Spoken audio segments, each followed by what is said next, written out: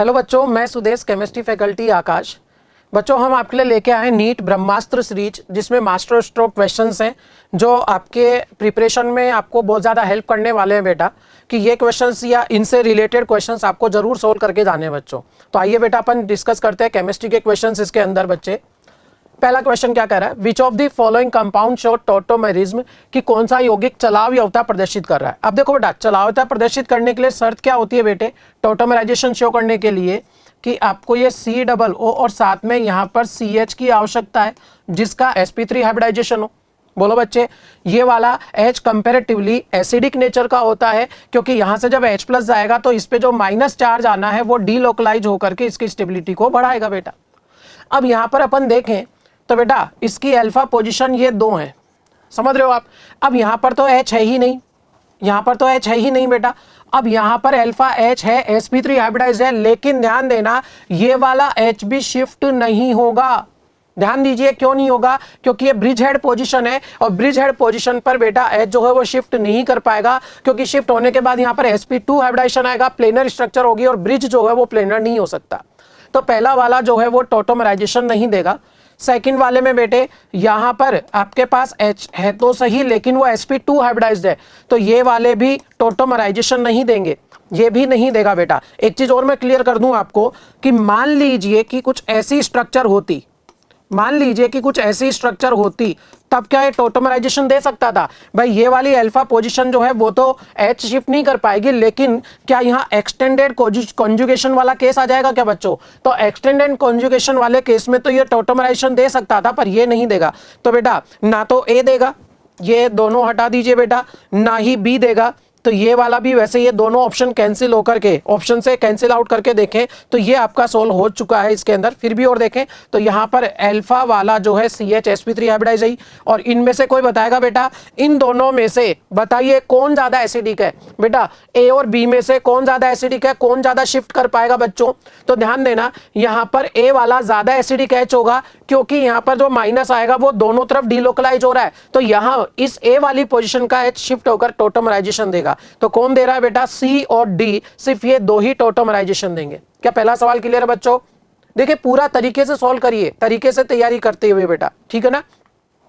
Next क्या कह रहा है, 2 स्टेटमेंट दिए हुए। पहला कह दिया गया कि एल्यूमिनियम जो है वो मोर इलेक्ट्रोपॉजिटिव है देन गैलियम, कि एल्यूमिनियम जो है गैलियम की तुलना में अधिक विद्युत धनात्मक होता है। अब सीधी सी बात यह है बेटा कि इलेक्ट्रोपॉजिटिविटी, विद्युत धनात्मकता इनवर्सली प्रोपोर्शनल होता है इलेक्ट्रोनेगेटिविटी के विद्युत ऋणात्मकता के। इनवर्सली प्रोपोर्शनल होता है बच्चे, होता है नहीं होता।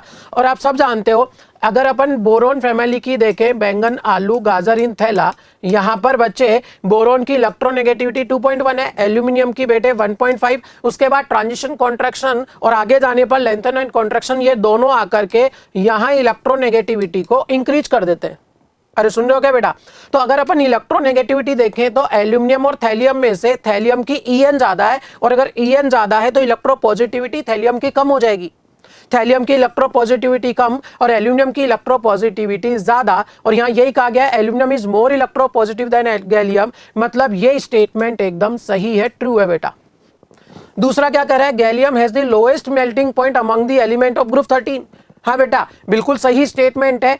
इस पूरे ही ग्रुप के अंदर देखा जाए तो बोरोन का मेल्टिंग पॉइंट तो बहुत ज्यादा होता है, क्रिस्टलाइन लैटिस होता है इसके अंदर बेटा, लेकिन उसी में देखें तो गैलियम का यहाँ पर मेल्टिंग पॉइंट सबसे कम होता है। अब है तो डेटाबेस, याद कैसे रहेगा बेटा? आपने पढ़ा होगा एनसीईआरटी के अंदर कि ये हाई मेजरमेंट वाले थर्मामीटर के अंदर काम आता है, हाई टेम्परेचर मेजर करने वाले में। भाई ये रूम टेम्परेचर पे तो नहीं, पर थोड़े से समर सीजन के अंदर, समर सीजन में ये लिक्विड फेज के अंदर मिलता है, समर सीजन में।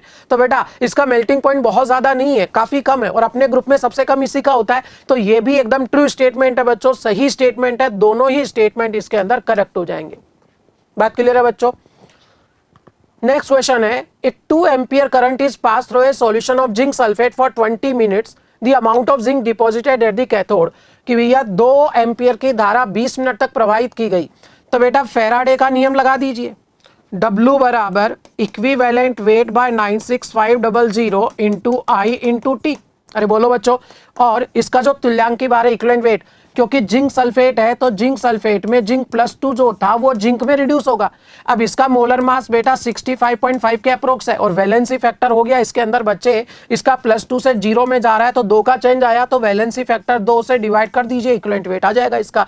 तो क्या आ गया बेटा 65.5/2, ये 96500। करंट बेटा कितना दिया हुआ है इसके अंदर 2 एम्पियर और समय दिया हुआ है 20 मिनट, इसको सेकंड में बदलने के लिए मल्टीप्लाइड बाय 60 कर दोगे आप। तो यहां से ये दोनों कैंसिल कर दीजिए बेटा आप, ठीक है, एक 2 से एक 2 कैंसिल हो जाएगा। तो क्या क्या बच के आ गया बेटे, देखिएगा इधर ऊपर है 65.5, नीचे 965 और ये हो गया, ये हो गया, यहाँ पर 2 है और साथ में क्या है 6 है। इसे सोल्व करना है बेटा। कैलकुलेशन जो है बेटा आपको थोड़ा सा इसमें कैलकुलेटिव है, ये सोल्व करना पड़ेगा। देखिएगा बेटा अप्रोक्सली अगर मैं इसको 3 से कैंसिल करूं 3 2 तो 3 3 3 2 और 3 2 अप्रोक्सली, बोलो बच्चों। फिर 2 से कैंसिल कर दीजिएगा 1 6 1, फिर 2 से कैंसिल कर दीजिएगा 80 के आसपास ही आ रहा है बेटा, 80 के अप्रोक्स। अब 8864 होता है, 8864 तो बेटा 0.8 के अप्रोक्स ये आपका आंसर आ रहा है। मैं ये कैलकुलेशन उसी हिसाब से कर रहा हूं जैसे बच्चा करेगा, ये ध्यान दीजिएगा बेटा इस बात पे। जैसे बच्चा करेगा वो क्या होता है कि वैल्यू पुटअप करके कभी कभी रुक जाता है, तो क्या करें, तो बेटा अगर बहुत ज्यादा आप बड़ी वैल्यू कैंसिल नहीं कर पा रहे हो तो छोटी छोटी वैल्यूज कैंसिल करते हुए चलें आप, समझ रहे हो आप बेटा। चलिए नेक्स्ट क्वेश्चन है, if mole fraction of NaOH in its aqueous solution is 0.2 then molality of the solution is. बेटा विलयन की मोललता पूछी गई है, क्या रिलेशन होता है बेटे, विले का मोल प्रभाज मोल फ्रैक्शन ऑफ सॉल्यूट बराबर molality by molality plus 1000 by molar mass of solvent. और सॉल्वेंट की फॉर्म में यदि वाटर हो तो यही आ जाता है पानी का, H2O का मोलर मास 18 से डिवाइड करेंगे तो ये आ जाएगा 55.5। सीधे सीधे रिलेशन है मोल फ्रैक्शन ऑफ सॉल्यूट और मोलैलिटी का बेटा। आपको ऑलरेडी NaOH के जलीय विलयन में इसका मोल प्रभाज मतलब मोल फ्रैक्शन ऑफ सॉल्यूट आपको दे दिया गया है कितना 0.2 और मोलैलिटी आपसे सवाल में पूछी गई है बच्चे 55.5। क्रॉस मल्टीप्लाई कर दीजिएगा, तो बेटे क्रॉस मल्टीप्लाई करूंगा तो क्या आ जाएगा 0.2 m प्लस 55.5 इंटू 0.2 और सामने m है बेटे 0.2 m को राइट में ले जाइए तो क्या हो जाएगा 55.5 इंटू 0.2 राइट में ले गए तो ये आ गया 0.8 m। तो यहाँ से मोलैलिटी कितनी हो गई बेटा 55.5.2 बाई 0.8, ये आ गया 1/4। मिल मिला करके 4 से डिवाइड कर देना है बेटा आपको, इसको 4 से डिवाइड कर देना है तो 4 1 15 4 3 12 मतलब अप्रोक्स अब आप अपने आंसर पे पहुंच चुके हैं बेटा। ये आपका पहला आंसर हो जाएगा। क्लियर है बच्चों सभी लोगों को ये।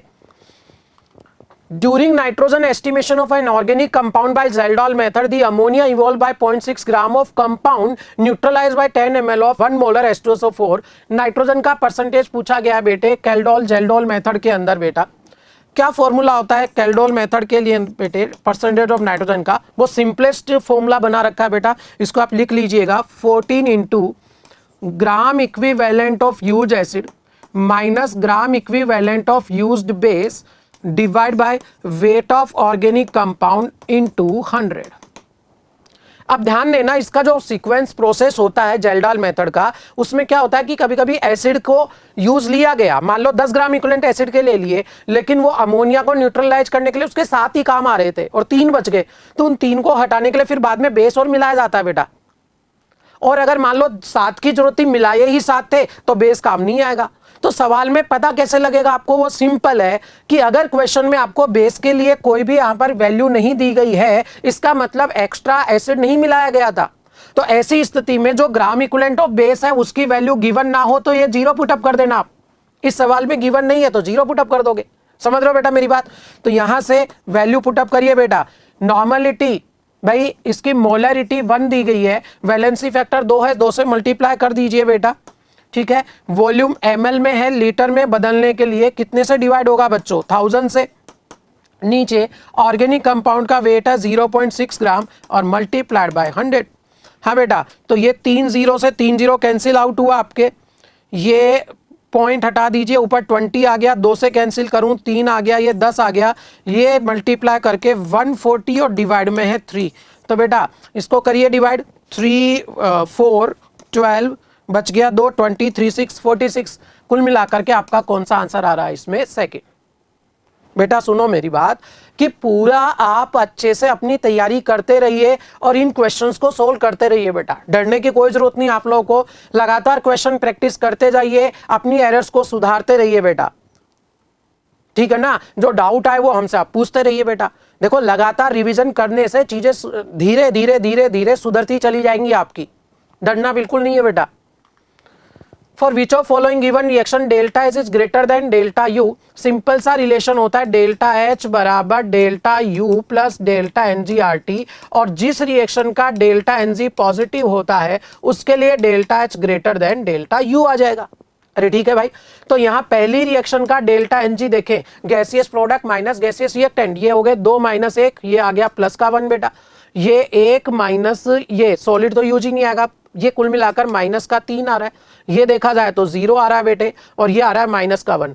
डेल्टा एनजी पॉजिटिव होगा तो डेल्टा एच की वैल्यू ज्यादा होगी, तो आपका इसमें आंसर कौन सा हो जाएगा? पहला आंसर हो जाएगा बेटा। Correct order against indicated properties बेटा, HCl HBr HI reduction power अपचायक क्षमता की बात कर रहा है बेटा। भाई पी ब्लॉक के हाइड्राइड में ऊपर से नीचे जाने पर अपचायक क्षमता बढ़ती है, ऊपर से नीचे जाने पर तो HI को ज्यादा अच्छा अपचायक होना चाहिए था, ज्यादा रिड्यूसिंग करैक्टर होना चाहिए था, ये गलत है। दूसरा क्या कह रहा है? एसिडिक स्ट्रेंथ बेटे, सेंट्रल एटम की ऑक्सीडेशन स्टेट यदि बढ़ेगी तो एसिडिक नेचर बढ़ती है बेटा, फास्फोरस के ऑक्सो एसिड्स को छोड़ करके, वहां फिर भी एक्सेप्शन होता है। तो यहां पर ज्यादा एसिडिक HClO3 होना चाहिए था, ये दिया हुआ है, ये गलत है। ऑक्सीडाइजिंग पावर हेलोजन में ऊपर से नीचे डिक्रीज ही होती है, फ्लोरीन सबसे ज्यादा होता है, फिर क्लोरीन, फिर ब्रोमीन, फिर आयोडीन, तो तीसरा आपका इसके अंदर सही है। चौथा कह रहा है बेसिक स्ट्रेंथ, वही पी ब्लॉक के हाइड्राइड है उसके अंदर ऊपर से नीचे बेसिक स्ट्रेंथ को कब बढ़ा रहा है।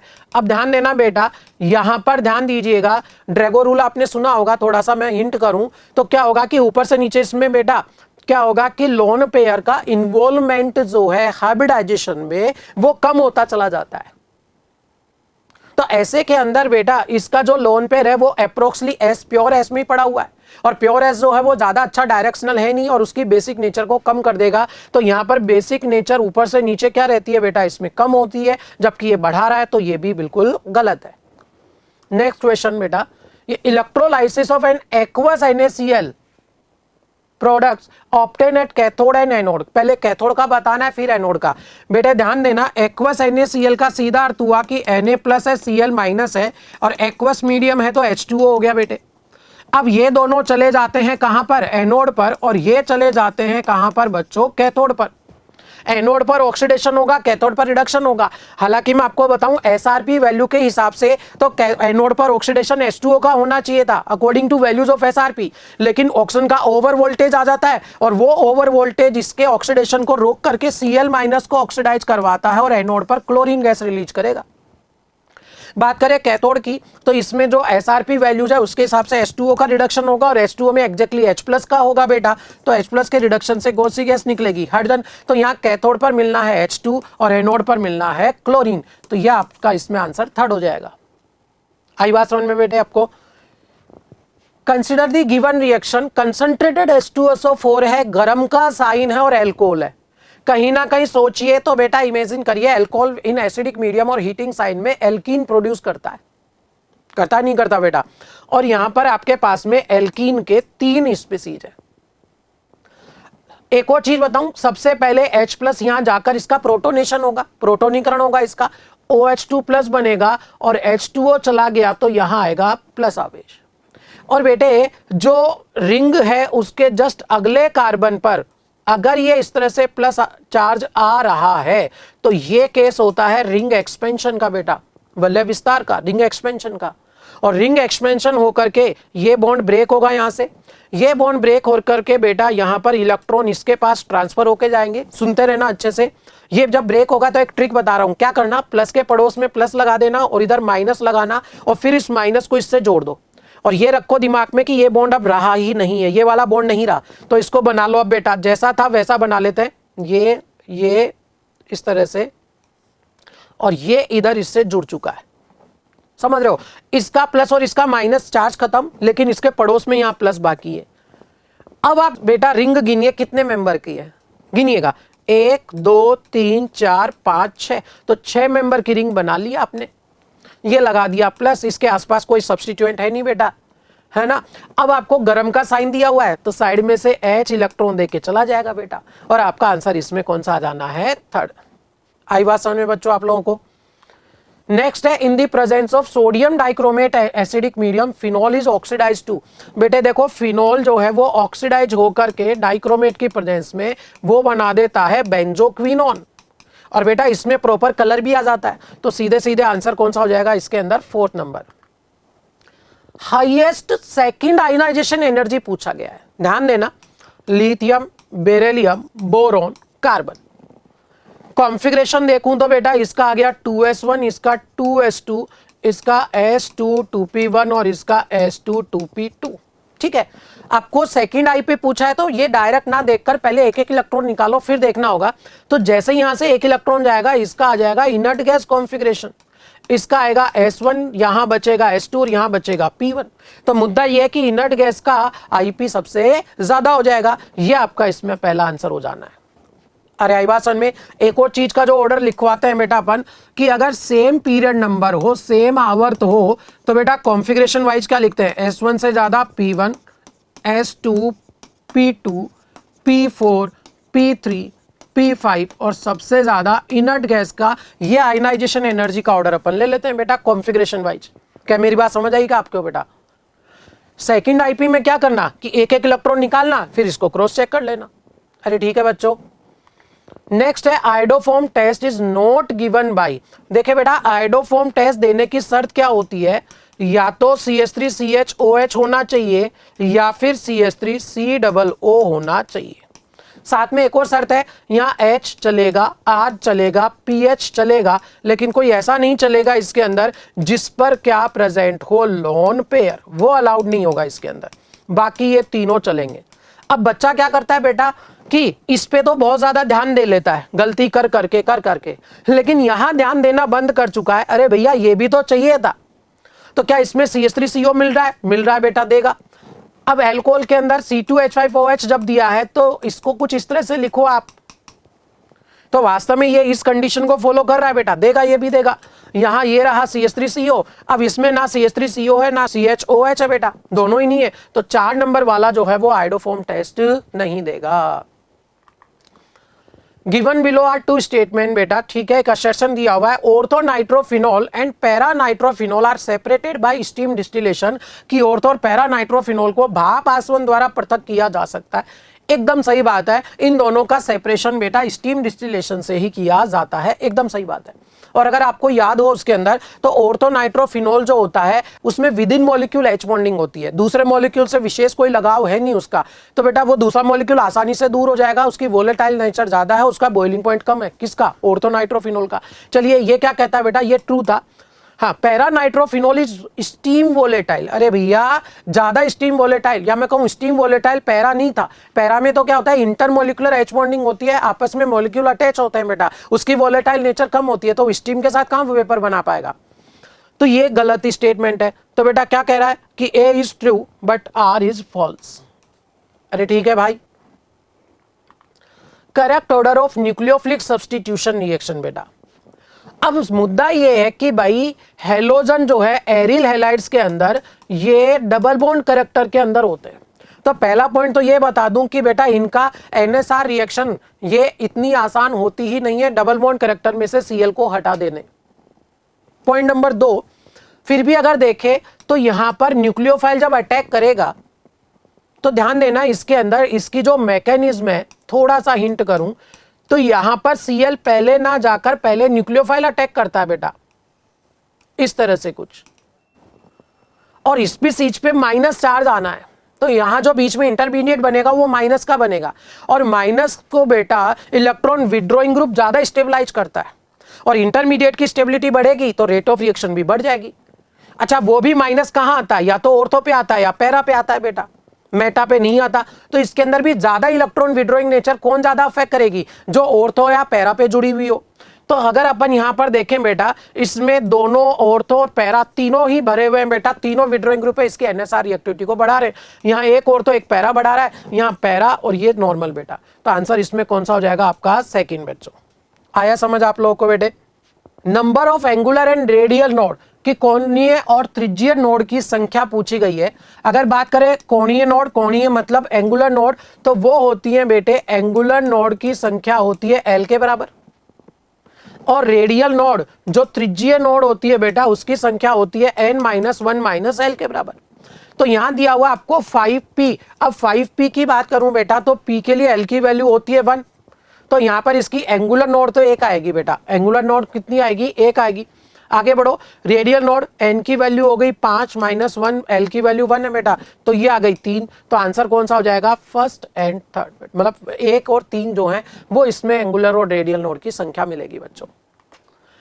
Most acidic compound among the following is बेटा, सबसे ज्यादा एसिडिक कौन है? देखो सिंपल सी चीज है बेटा, एसिडिक में क्या करना है? H+ हटाओ और बनने वाले की स्टेबिलिटी चेक करो। जब H+ हटेगा तो पीछे माइनस चार्ज आएगा, और माइनस चार्ज को इलेक्ट्रॉन विड्रॉइंग ग्रुप ज्यादा स्टेबलाइज करता है।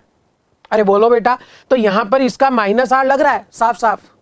ये इस तो बेटा +R दे देगा, ये +H दे देगा, और ये कुछ कोई भी इफेक्ट एक्स्ट्रा है ही नहीं इसके अंदर बेटा। जबकि -R तो बेटा इसकी जो एसिडिक नेचर को बढ़ाएगा। तो आंसर कौन सा हो जाएगा इसमें आपका? फर्स्ट। नेक्स्ट क्या कह रहा है? Consider the following statements, actinoids are highly reactive metals specially when finally divided. सही बात है, एक्टिनोइड्स जो होता है ना बेटा, ऊपर से नीचे जाने पर साइज काफी बढ़ती है इनकी, और साइज बढ़ेगी तो आईपी कम होगा, शील्डिंग इफेक्ट भी इनमें काफी अच्छा खासा होता है बेटा। आईपी कम रह जाएगा, शील्डिंग इफेक्ट ज्यादा है, तो बेटा ये आसानी से इलेक्ट्रॉन देंगे और इनकी रिएक्टिविटी ज्यादा होती है। सही बात है। इवन अगर आपने फाइनली डिवाइड कर दिया, मतलब बारीक पाउडर फॉर्म में ले लिया, तो पाउडर फॉर्म में तो बेटा रिएक्टिविटी और बढ़ जाएगी। तो पहला एकदम सही है। अच्छा, इसने पूछे क्या है बेटा? करेक्ट स्टेटमेंट ही पूछे, तो ए वाला करेक्ट है। इससे आपका सेकंड ऑप्शन कैंसिल हो गया।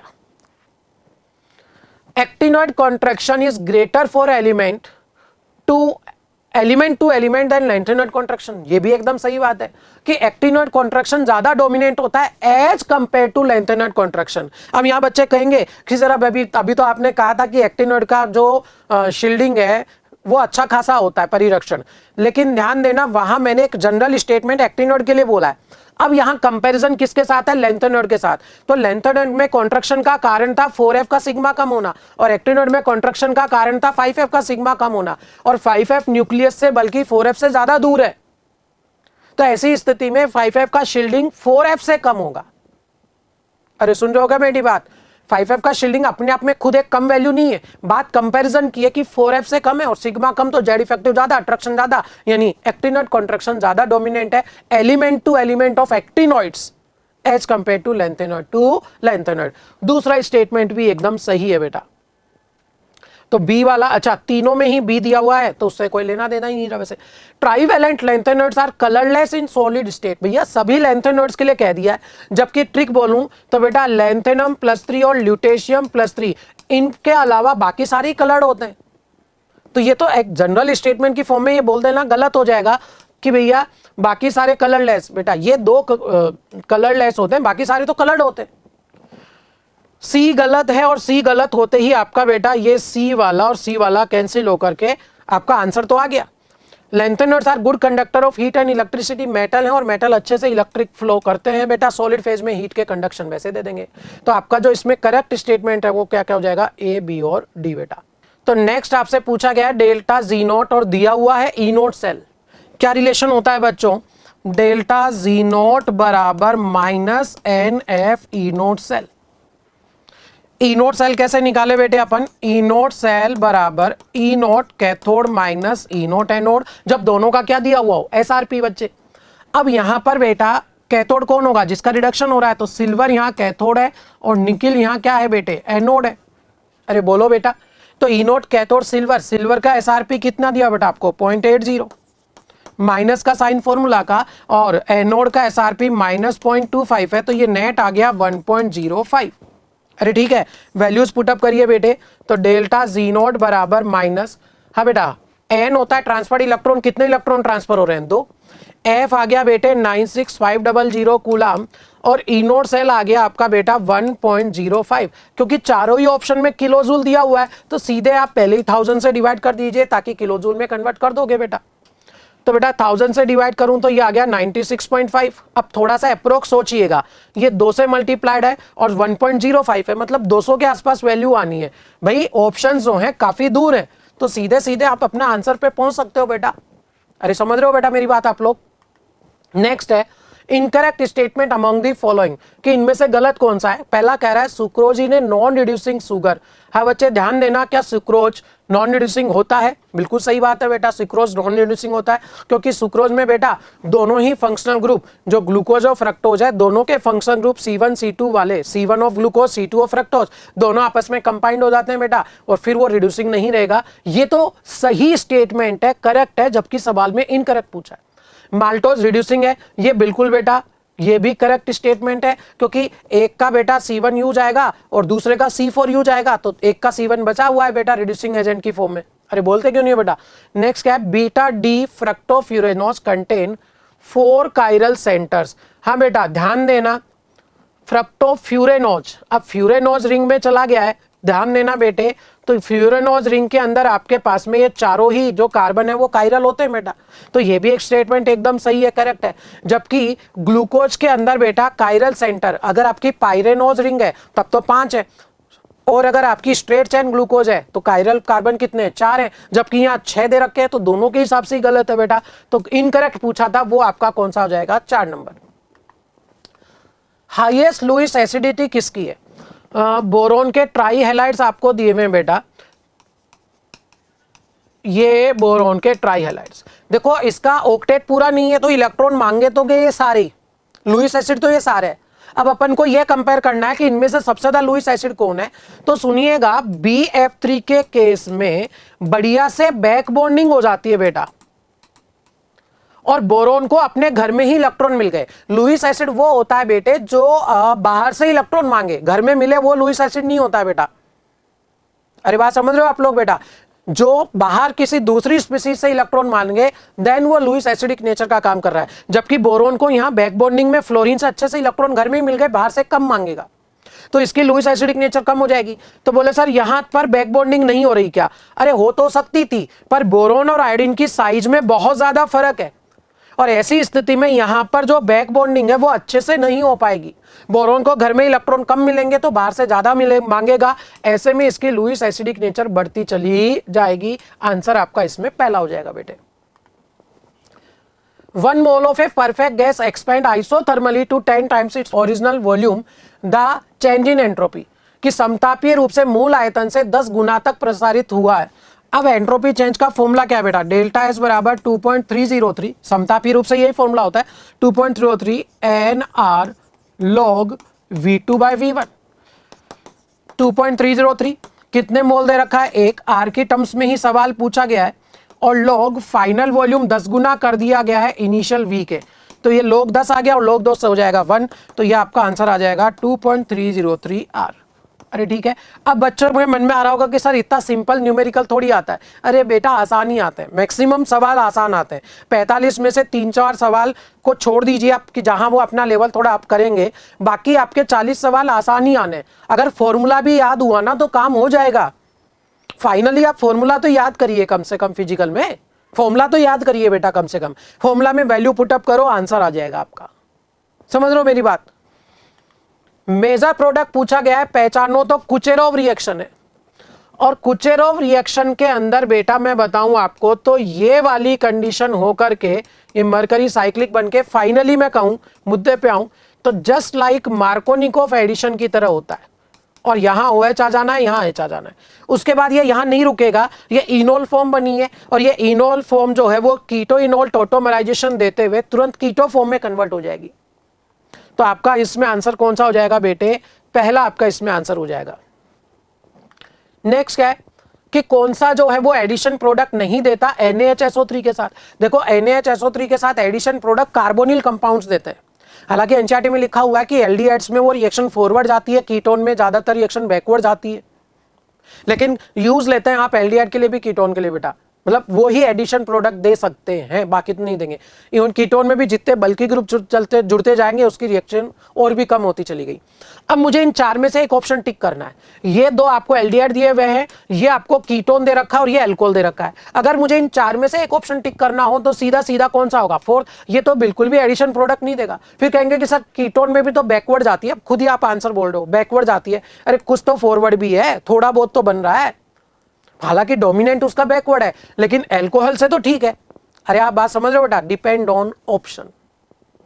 नेक्स्ट क्वेश्चन है बेटा आपको, बेसिक मीडियम में जो रिएक्शन होनी है KOH की NH के साथ में, वो क्या करेगा बेटा? पहले एसिड बेस रिएक्शन करेगा। H+ ये वाला एसिडिक बनेगा क्योंकि H+ हटने के बाद जो माइनस आएगा वो दोनों जगह डिलोकलाइज हो रहा है। तो पहले स्टेप में बेटा यहां पर H हटके और N पे माइनस आ जाना है। अब ये N का माइनस एज ए न्यूक्लियोफाइल यहां पर बेटा अटैक करके Cl को हटा देगा। तो यहां से स्पीसीज क्या जुड़ेगी देखेगा अच्छे से बेटा, ये COON COON तो है ही सही बेटा।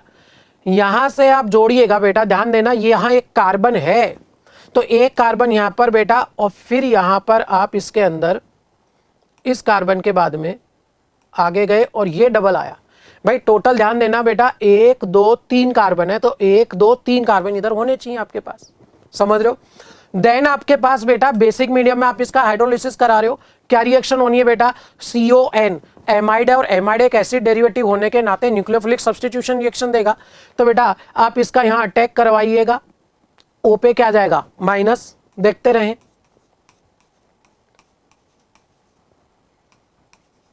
OH यहां अटैच हो चुका है।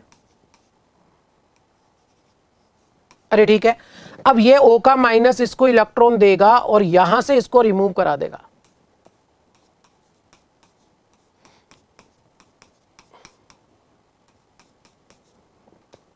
और N पे क्या आ गया? यहां माइनस। अब N पे जो माइनस आया बेटा, ये एसिड अपना H+ इसको ट्रांसफर करेगा तो एक H जुड़ गया। ऐसे ही जब दूसरी तरफ से भी हाइड्रोलाइज होगा तो N पे माइनस आकर हटेगा, उसको भी एक H मिलेगा।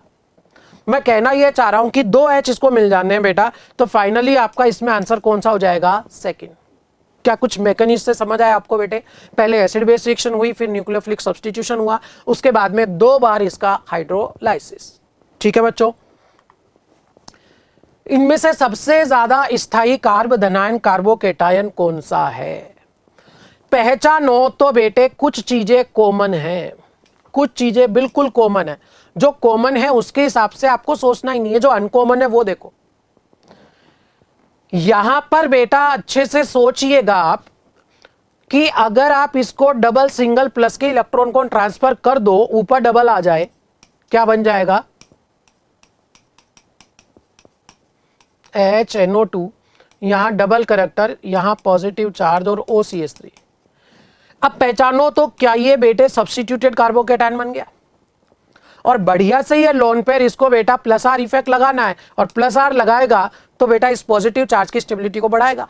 ये तो सिर्फ +H दे रहा है, हाँ ये आपका बेटा H आएगा, ठीक है, ये भी +H देगा, बल्कि CH3 से भी कम देगा, इसके पास अल्फा CH और कम है।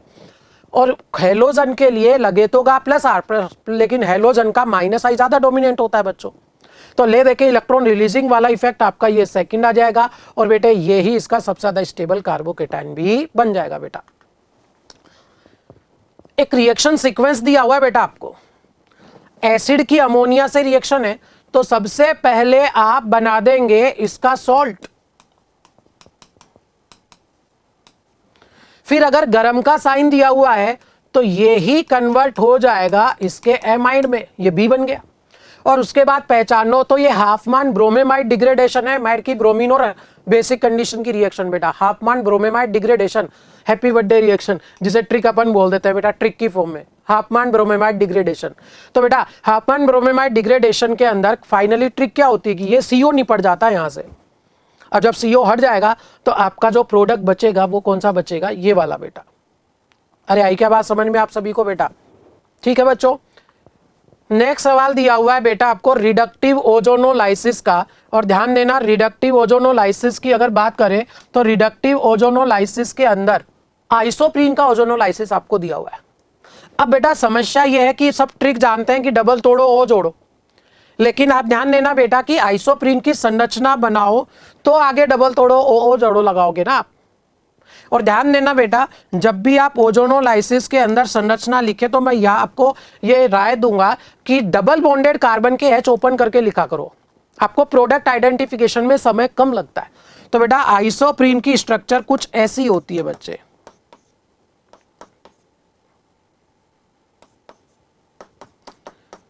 ये है बेटा आइसोप्रीन, पता होना चाहिए बेटा। फेमस एग्जांपल है पॉलीमर में आपने पढ़ा होगा रबर वगैरह के लिए, ठीक है। तो बेटा डबल तोड़ो ओ जोड़ो, डबल तोड़ो ओ जोड़ो, तो इधर से तो ये मिल गया, पहचानो बेटा क्या, HCH डबल O, इधर लेफ्ट में पहचानो तो क्या हो गया बेटा, HCH डबल O, और ये पूरा ये आ गया बेटा, तो क्या रहा बताओ, इधर C डबल O CH3 और ये CH डबल O और H ऐसे लिख देता हूं। वैसे बेटा मैं बताऊं आपको, अगर दोनों तरफ CHO होता तो ये ग्लाइओक्सेल कहलाता, लेकिन एक H हटा करके मिथाइल जोड़ दिया गया है तो ये हो गया मिथाइल ग्लाइओक्सेल। तो आपको दो तरह के प्रोडक्ट मिले, एक तो मिथाइल ग्लाइओक्सेल और दूसरा कौन सा बच्चों, मेथेनेल। अरे ठीक है बच्चों, इस तरह से आप इसके प्रोडक्ट बना लेगा, डबल तोड़ो ओ जोड़ो और डबल बॉन्डेड कार्बन के हाइड्रोजन ओपन करके लिखना, जल्दी प्रोडक्ट पहचान में आएगा। ठीक है बच्चे। half life of first order reaction is 25 minutes, then the time required for the completion of 20% of reaction is बेटा कि प्रथम कोटि की अभिक्रिया का अर्धायु दिया हुआ है और 20% रिएक्शन पूरे होने का समय पूछा है। जब भी ऐसा सवाल आए बेसिक फॉर्मूला लिखो, प्रथम कोटि है तो प्रथम कोटि वाला लिखो, इनिशियल बाय टी समय पे बचा हुआ, और बेसिक फॉर्मूला लिख करके बेटे दोनों कंडीशंस पुटअप करके ऊपर नीचे डिवाइड कर दो। कहना क्या चाहता हूं कि के हाफ लाइफ दे रखी है बेटा कितना आपको 25 मिनट्स, 2.303 लॉग इनिशियल 100 लेके चलो, परसेंटेज बोल रहा है तो 100 लेके चल दो, और बेटा अगर हाफ लाइफ है तो 50% बचेगा। दूसरा के टी 20% आपसे पूछा गया है, 2.303 लॉग इनिशियल 100 और 20% पूरा हो गया तो बचा कितना परसेंट बेटा, बचा कितना 80%, या बचा हुआ लिखा जाता है। अरे समझ रहे हो आप लोग बेटे। तो यहां से ध्यान देना भाई, रेट कांस्टेंट कैंसिल हो गया, 2.303 कैंसिल हो गया, ये इधर log 2 आ गया, मैं इसको इधर लिख रहा हूं बेटा के 25, सामने बचा log 2 जिसे आप कह सकते हैं बेटे क्या 0.30। ये लो रेशो में क्या क्या बचा हुआ है बेटा के, अच्छा के तो कैंसिल हो ही गया, के हटाओ, टी 20% पूछा गया है आपसे, यहां बच गया बेटा log 10/8, 10/8 मतलब 5/4 और log 5 माइनस log 4 बेटा, सॉरी log, हाँ log 5 माइनस log 4 बचा। अब ध्यान देना बेटा, log 5 कितना होता है अप्रोक्स 0.70 और log 4 होता है 0.60, माइनस कर दोगे तो कितना बचेगा 0.10। तो ये आ गया, पूरा सोल्व करके लिख लिया 0.10 बेटे, समझ रहे हो आप। तो इसको कैंसिल आउट कर दीजिए आप, ये आ गया 3:1। तो यहां से क्रॉस में चले जाइएगा, टी 20% क्रॉस में ऊपर ले आओ, ठीक है, और ये 25 मिनट दिए हुए थे और ये 3 यहाँ क्रॉस में, इधर क्रॉस में डिवाइड में चला गया, 3 से डिवाइड होगा, 3 8 24 बेटा, ये आपका आंसर आ रहा है। फिर मैं बता दूं, मैं प्रॉपर वो चीजें फॉलो कर रहा हूं जिससे बच्चा एग्जाम में सोल्व करेगा। मैंने बहुत से बच्चों को देखा है जो इस तरह से फॉर्मूला में वैल्यू पुटअप करके बैठ जाते हैं कि अब क्या करें। नहीं बेटा बैठना नहीं है, थोड़ा थोड़ा सोल्व करो पर सोल्व करते जाओ। ठीक है बच्चे, आगे बढ़ते हैं। कौन सा कॉम्प्लेक्स जो है जिसमें स्पिन ओनली मैग्नेटिक मोमेंट की वैल्यू सबसे ज्यादा है? बेटा spin only magnetic moment mu की वैल्यू तब ज्यादा होगी जब नंबर ऑफ अनपेयर्ड इलेक्ट्रॉन ज्यादा हो, जब नंबर ऑफ अनपेयर्ड इलेक्ट्रॉन क्या हो, ज्यादा हो बेटा। पहला दिया हुआ है NiCO का होल 4, निकिल का कॉन्फ़िगरेशन बेटे 4s2 3d8 और ऑक्सीडेशन स्टेट यहां 0 ही है। मैं पहले को डिस्कस कर रहा हूं बेटा NiCO4 को, ठीक है। यहां पर आपके पास में ये 3d 4s 4p। अब आपके पास बेटा स्ट्रॉन्ग लिगेंड है CO, तो CO जो स्ट्रॉन्ग लिगेंड है वो तो पेयरिंग करेगा, और टोटल इलेक्ट्रॉन गिन लो, 2 और 8 10 हो गए, तो बेटा स्ट्रॉन्ग लिगेंड तो पेयरिंग करेगा, और पेयरिंग की वजह से आपको कॉन्फ़िगरेशन ये वाला मिल जाएगा, यानी सारे ही इलेक्ट्रॉन पेयर हो चुके हैं बेटा, तो अनपेयर्ड इलेक्ट्रॉन तो यहां तो बचा ही नहीं। दूसरा केस सोल्व करें बेटे अपन, प्लेटिनम +2 स्टेट में है तो ये भी D8 बचेगा। एक ट्रिक लिखाई जाती है ना बेटा अपन, बेटा भाई निकिल पैलेडियम प्लेटिनम तीनों ही +2 स्टेट में D8 होते हैं, ठीक है। तो यहां पर बेटा ध्यान देना D8 है, अब समझिएगा आप बेटा 8 इलेक्ट्रॉन है, और ये nickel palladium platinum 5D series का है, और 5D सीरीज और 4D सीरीज में सारे ही लिगेंड पेयरिंग कराने के लिए कैपेबल होते हैं, तो ये क्लोरीन भी पेयरिंग करा देगा, और आपको कुछ कॉन्फ़िगरेशन ऐसा मिल जाना है बेटे। तो यहां पर भी आपके पास में कोई अनपेयर्ड इलेक्ट्रॉन नहीं बचा, तो यहां भी अनपेयर्ड इलेक्ट्रॉन कितना है बेटे, 0 है। तीसरा केस अपन देखें तो निकिल 2+ है, रहना तो D8 ही है, और ध्यान देना क्या क्लोरीन 3D सीरीज के साथ में पेयरिंग करा पाएगा, बिल्कुल नहीं करा पाएगा बेटे। तो बच्चे ये तो दिमाग में रखते हैं कि नहीं करा पाएगा, तो बोले आप बच्चे सोचते हैं कि आगे के 3 इलेक्ट्रॉनों का क्या करें, अरे 5 के बाद तो होगी ना यार, वो तो जबरदस्ती पेयरिंग कराने वाली एक अलग चीज होती है बेटा, 5 के बाद तो फिर जाएगा कहां, और पेयरिंग होगी सही। तो यहां भी 2 अनपेयर्ड इलेक्ट्रॉन बचे, और 2 अनपेयर्ड इसके अंदर बेटा। कॉपर का कॉन्फ़िगरेशन यहां 2+ है, 2+ में बेटे D9 बचेगा, एक अनपेयर्ड इलेक्ट्रॉन मिलना तय है, कोई नहीं रोक सकता।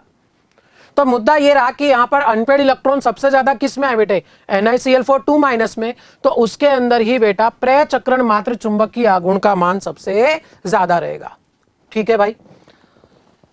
pKa और pKb दिए हुए बेटा, NH4OH का pKb और एसिटिक एसिड का pK, और अमोनियम एसीटेट, ध्यान देना अमोनियम एसीटेट एक ऐसा सॉल्ट है जो weak acid weak base type का है, दुर्बल अम्ल दुर्बल क्षार प्रकार का लवण है, और इनकी pH का जो सूत्र होता है 7+ आधा pK माइनस आधा pKb। तो सीधा कुछ नहीं, फॉर्मूला में वैल्यू पुटअप करो बेटा, हाफ pKa आपके पास है 4.77 माइनस हाफ ये है आपके पास में 4.75, तो बेटा वैल्यू 7 से थोड़ी सी ज्यादा आनी है, और वो भी क्योंकि 2 से डिवाइड होके आएगा तो 0.77, ये रह जाना है 7.01। क्लियर होगा मेरे हिसाब से, कुछ विशेष है नहीं बेटा, कह रहा हूं ना, फॉर्मूला याद होगा तो वैल्यू पुटअप करते ही आपके आंसर आ जाएंगे। मां 2 लिक्विड दिए हुए हैं बेटा, मोलर रेशो उनका दिया हुआ है सॉल्यूशन में, और उनकी प्योर स्टेट के प्रेशर भी दिए हुए हैं, और वेपर फेज का मोल फ्रैक्शन पूछा है, वाष्प प्रावस्था में A का मोल प्रवाह पूछा गया है। तो वेपर फेज में यदि मोल फ्रैक्शन निकालो तो partial pressure of A divide by total pressure of solution, partial pressure of A क्या होगा, A का फ्रैक्शन इनटू बेटे PA0, सॉल्यूशन का total XA PA0 plus XB PB0, ठीक है बच्चे। तो यहां से A का फ्रैक्शन क्या आ गया बेटा, सुनते रहो, हाँ बेटा, A का XA 2 A के मोल बाय टोटल 5 इंटू PA0 दिया हुआ है 100, रेशो में आइए 2/5 इंटू 100 प्लस, हाँ बच्चा इधर आओ, ये है 3/5 इंटू 300, सोल्व कर लीजिएगा बेटा, 5 20 ऊपर ये आ गया 40, इधर ये 40 प्लस, हाँ बच्चे डिवाइड करो 5 60 आ जाना है बेटा यहाँ पर, और 180, कुल मिलाकर के ये आ गया बेटे आपके पास में 40/220, ये कैंसिल कर दीजिए, तो ये आ गया 2 से कैंसिल करो 2/11, हाँ तो ये आपका 2/11। तरीका समझ आया बेटा कि A का मोल फ्रैक्शन पूछा है वेपर फेज में, तो A का partial pressure divide by total pressure of solution, A का आंशिक दाब डिवाइड बाय टोटल आंशिक दाब बेटा। XeO2F2 VaCPr की स्ट्रक्चर पूछी, ऑलमोस्ट तय है, यहां से सवाल आना बेटा। क्या करेंगे आप बेटे, वैलेंस इलेक्ट्रॉन निकालेंगे, 8 से डिवाइड करोगे, ABNEM तक जाना होता आपको, डिवाइड करोगे वो ही N आएगा। अब अगर पूरा डिवाइड हो गया तो ठीक है बेटा, लेकिन अगर मान लीजिए रिमाइंडर बचा तो उसको फिर 2 से डिवाइड करोगे तो वो क्या आता है M। अप्लाई करता हूं मैं इसके अंदर बेटे, XeO2F2 xenon inert gas valence electron कितने बेटा 8, एक ऑक्सीजन में वैलेंस इलेक्ट्रॉन 6, 2 में हो गए 12, एक फ्लोरीन में वैलेंस इलेक्ट्रॉन 7, 2 में हो गए 14, तो ये हो गए बेटा टोटल 26 और 8 34 बेटा। ठीक है, तो 34 को 8 से डिवाइड करिएगा, 8 4 32, तो ये तो आया n, लेकिन रिमाइंडर बच रहा है 2। ठीक है ना, उसको फिर 2 से डिवाइड करिए, आया 1 और ये आया m, तो आपके पास आ गया A B 4 और E का 1। अरे आई बात समझ में बेटा, टोटल 5 है और 5 का बेसिक जो होता है वो होता है ट्राइगोनल बाई पिरामिडल, और उसमें से एक लोन पेयर आ गया यहाँ पर, तो ये बचेगा आपका कौन सा बेटा, सीसो शेप बचेगा। अरे क्लियर है बच्चों? अरे ठीक है बच्चों आपको।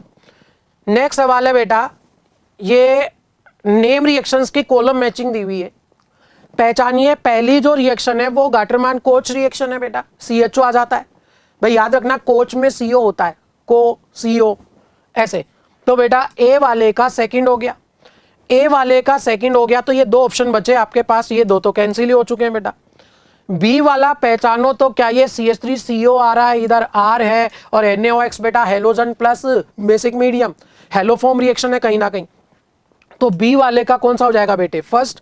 अब बी वाले का फर्स्ट हुआ तो आंसर तो 4 हो गया, फिर भी और आगे क्रॉस चेक कर लीजिए, जिंक अमलगम HCl के साथ में बेटा आता है क्लीमेंशन, यानी सी वाले का 4th हो जाएगा, और डी वाला वोल्फ किस्नर, तो बेटा डी वाले का आपका 3rd। कुल मिलाकर आंसर आपका ये बेटा। असर्शन रीजन है बेटा, पहले में कह रहा है कि टाइट्रेशन ऑफ HCl और NaOH में फिनोफ्थैलिन एक सही इंडिकेटर के रूप में काम आ पाएगा बेटा, सही इंडिकेटर के रूप में फिनोफ्थैलिन काम आएगा। ध्यान देना, स्ट्रॉन्ग एसिड स्ट्रॉन्ग बेस जो होता है उसकी पीएच रेंज जो होती है वो होती है 3 से 11, और उसमें सारे ही इंडिकेटर यूज आ सकते हैं, कोई दिक्कत नहीं है बेटा। तो पहला स्टेटमेंट तो एकदम सही है, ट्रू स्टेटमेंट है बेटा। दूसरा कह रहा है कि फिनोफ्थैलिन अम्लीय माध्यम में गुलाबी रंग देगा। रुको, फिनोफ्थैलिन खुद एक अम्ल होता है, वीक एसिड होता है, और जो इंडिकेटर है अपोजिट मीडियम में कलर देते हैं, तो अगर ये खुद एसिडिक है तो भैया ये बेसिक मीडियम में कलर चेंज करके देगा ना बेटा, तो ये स्टेटमेंट आपका गलत हो गया। तो यहां पर बेटा ए जो है वो ट्रू है, लेकिन आर जो है वो क्या होगा, false. A is true but R is false. चले आगे बेटा। नेक्स्ट क्वेश्चन है बेटा अपने पास में कि हाइड्रोजन परमाणु में चौथी बोर कक्षा में एक इलेक्ट्रॉन की डी ब्रोगली तरंग दैर्ध्य बेटा। अब बेटा डी ब्रोगली का रिलेशन जो है अपने पास में क्या रहता है, 2 पाई r बराबर n लैम्डा, और यहां इसको बोर रेडियस की टर्म्स में यदि लिखें तो क्या रहता है बेटा 0.53 n स्क्वायर बाई z बराबर n लैम्डा, n से n कैंसिल आउट, तो बेटा ये रहा आपका 2 पाई 0.53।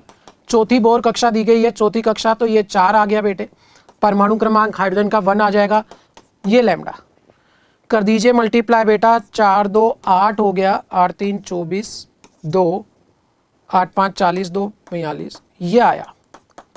अब एक चीज पे देखिएगा बेटा कि ये आया एंगस्ट्रम में, ये जो फॉर्मूला है आप एंगस्ट्रम में लिखते हो, जबकि यहाँ सारे ही दे हुए हैं पिकोमीटर में, तो एंगस्ट्रम को पिकोमीटर में बदलोगे तो 100 से मल्टीप्लाई हो जाएगा, तो ये रहा 424 पाई।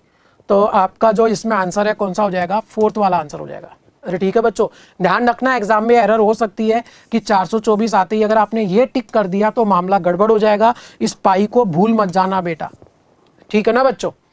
कुछ बेटा यहाँ पर विटामिन दिए हुए हैं और उनकी कमियों से होने वाली बीमारियां दी गई हैं बेटा। क्या कह रहा है कि विटामिन ए की कमी से बेटा आंखों वाला मामला है, और आंखों वाला मामला है तो बेटा ले दे के जीरोप्थेल्मिया होना है बेटा इससे, अगर विटामिन ए की कमी हो तो ए का कौन सा मैच करेगा, 3rd। अरे बोलो भाई, अब ए का 3rd यदि मैच कर रहा है तो आगे बढ़ते हैं बेटा अपन। नेक्स्ट है इसके अंदर विटामिन B6, विटामिन B12। कोई मुझे बताएगा कि बेटा इनमें से एंटी पर्नीशियस एनीमिया फैक्टर किसको बोलते हैं बेटा, विटामिन B12 को।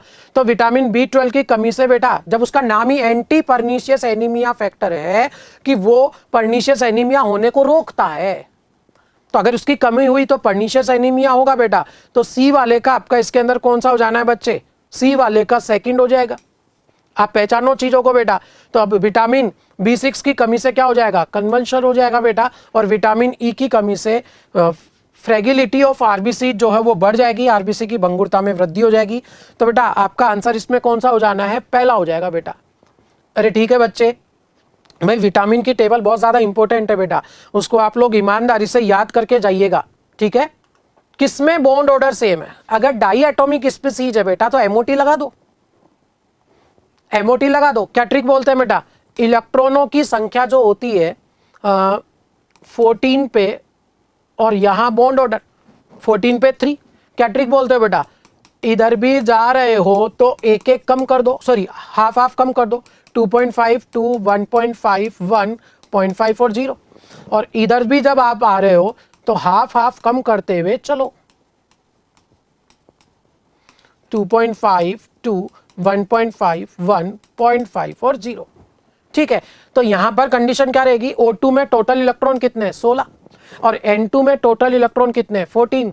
तो बेटा 16 वाले का बॉन्ड ऑर्डर 2 आया, 14 वाले का 3 आया, तो ये तो सेम नहीं है। O2 में 16 वाले में बॉन्ड ऑर्डर 2 आ जाएगा और 16 2 18 इलेक्ट्रॉन वाले का 1 आएगा, ये भी सेम नहीं है बेटा। NO प्लस ये टोटल 14 इलेक्ट्रॉन आ गए, इसके भी 14, तो दोनों का ही बॉन्ड ऑर्डर 3 और 3 आ गया बेटा। तो आपका आंसर कौन सा हो जाएगा, सेम बॉन्ड ऑर्डर वाला 3।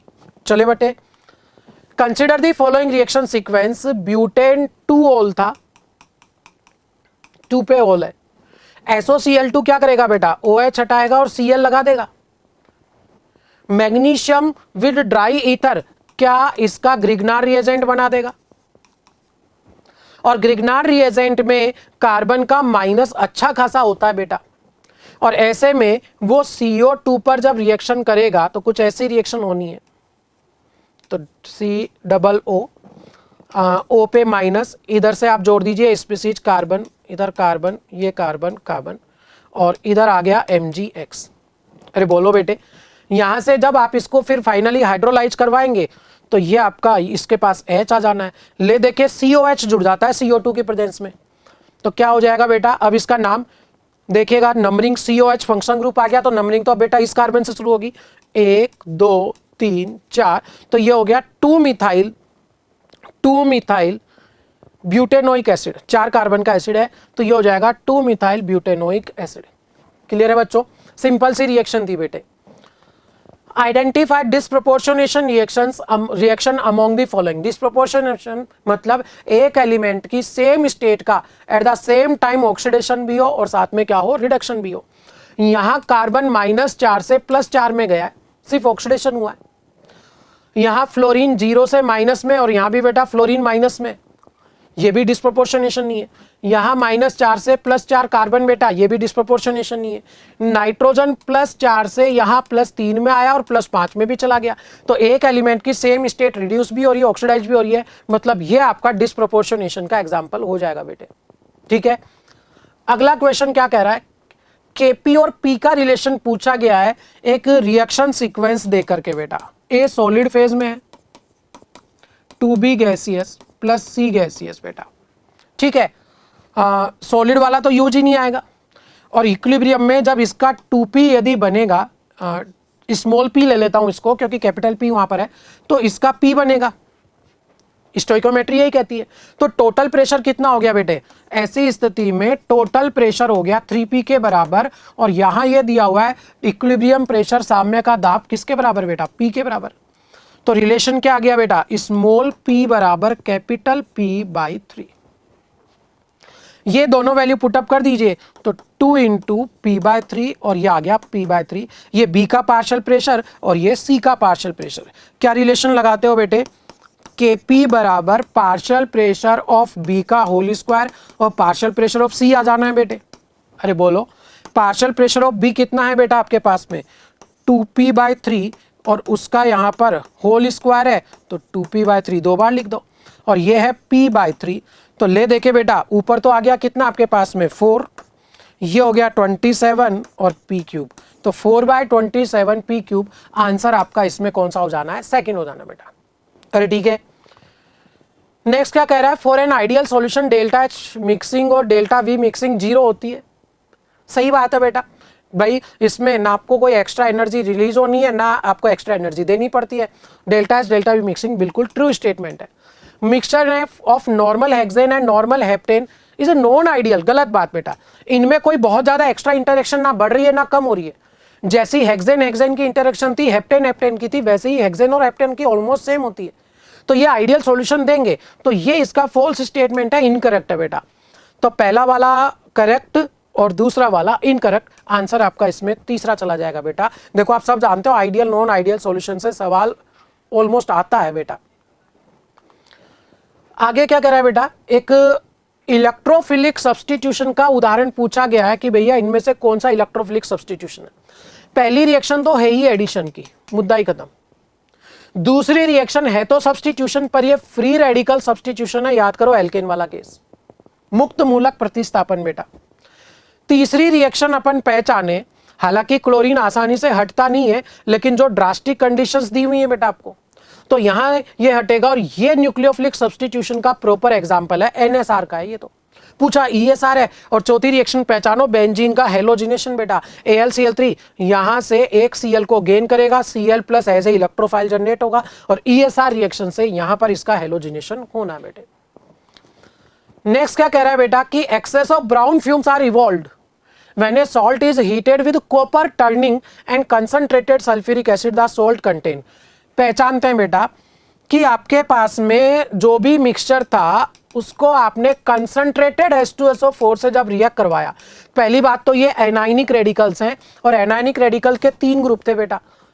पहले ग्रुप में आपके पास में कौन कौन से एनाइंस थे याद करो, जो आपके सिलेबस में है, कार्बोनेट है, सल्फाइड है, और साथ में कौन सा है, नाइट्राइट।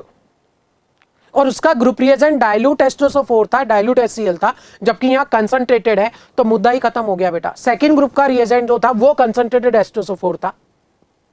और यहां पर बेटा इनिशियली जो फ्यूम्स निकलती हैं, ब्राउन फ्यूम्स, वो एकदम लाइट होती हैं, हल्की होती हैं, कम होती हैं बेटा। क्यों निकलती है अभी बताऊं।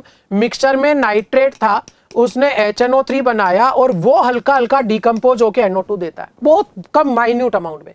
लेकिन जैसे ही आप इसमें कॉपर डालेंगे, कॉपर का नाइट्रेट इनिशियली बनेगा, एकदम सही बात है बेटा, कॉपर का नाइट्रेट बनेगा, साथ में ये नाइट्रेट रिड्यूस होकर खुद NO में कन्वर्ट होगा, और HNO3 से मिलने वाली ऑक्सीजन जो है वो इसको ऑक्सीडाइज करके NO2 बनाएगी, और यहां ब्राउन फ्यूम्स एक्सेस में निकलेंगी, बहुत ज्यादा निकलेंगी। एक और बात, क्योंकि सॉल्यूशन में सल्फेट है, कॉपर 2+ है, तो वो मिलकर के कॉपर सल्फेट बनाएगा और उसी का ब्लू कलर होता है। तो ये मैच कर रहा है प्रॉपर किसके लिए बेटे, नाइट्रेट आयन के लिए। ठीक है बच्चों। नेक्स्ट आइसोमराइजेशन है, सिंपल सा सवाल है बेटे। पहले में पहचानो तो ये एम्बिडेंटेड लिगेंड है जिसका पॉइंट ऑफ अटैचमेंट बदल रहा है, तो ए वाला देगा लिंकेज आइसोमराइजेशन, ए वाले का होगा थर्ड। बी वाले में देखो तो इन्होंने बेटे ये सेंट्रल मेटल के साथ लिगेंड इंटरचेंज कर दिए बेटे, और लिगेंड इंटरचेंज करने पर जो मिलना है 2 डब्बों में वो मिलना है कोऑर्डिनेशन आइसोमराइजेशन। तो बी वाले का होगा कौन सा, सेकंड। तो बी वाले का सेकंड। और आगे क्रॉस चेक कर लीजिए, Br अंदर सल्फेट बाहर, ये आयनाइजेशन में केस में चला गया, सी का फर्स्ट हो जाएगा, तो डी का फोर्थ सॉल्वेट हो गया। तो आंसर कौन सा आ गया बेटा आपका इसमें, सेकंड। अरे ठीक है बच्चों। आइसो इलेक्ट्रॉनिक स्पीसीज रेडियस का ऑर्डर बेटा, आइसो इलेक्ट्रॉनिक में जितना ज्यादा माइनस चार्ज होता है बेटे, रेडियस उतनी कम होती चली जाती है, क्योंकि उसके अंदर बेटा इलेक्ट्रॉनों की संख्या कम है, तो जेड इफेक्टिव डोमिनेंट होता जाएगा, रेडियस को कम करेगा। तो ये बेटा मोस्ट प्रीशियस 45 क्वेश्चंस है जो हमने अपने हिसाब से लगाया कि हाँ इन टॉपिक से सवाल बन सकते हैं बेटा। बाकी आपको देखो चैप्टर पढ़ना पूरा है, ये वो क्वेश्चंस है बेटा जो आप लास्ट मोमेंट में साथ में अपन देख सकते हैं कि क्या हमारा ये टॉपिक रह तो नहीं गया, क्या हमारा ये क्वेश्चन गलत तो नहीं हो रहा, या हम एक पूरा पेपर देख के देख लें कि भाई केमिस्ट्री हमारी कितनी क्या तैयार है। उस हिसाब से बेटा आप इन सवालों को जरूर करिए। उम्मीद है कि ये सीरीज आपके लिए बहुत ज़्यादा बेनिफिशियल होगी बेटा। पढ़ते रहिए और मस्त रहिए बेटा। ओके बच्चों, थैंक यू।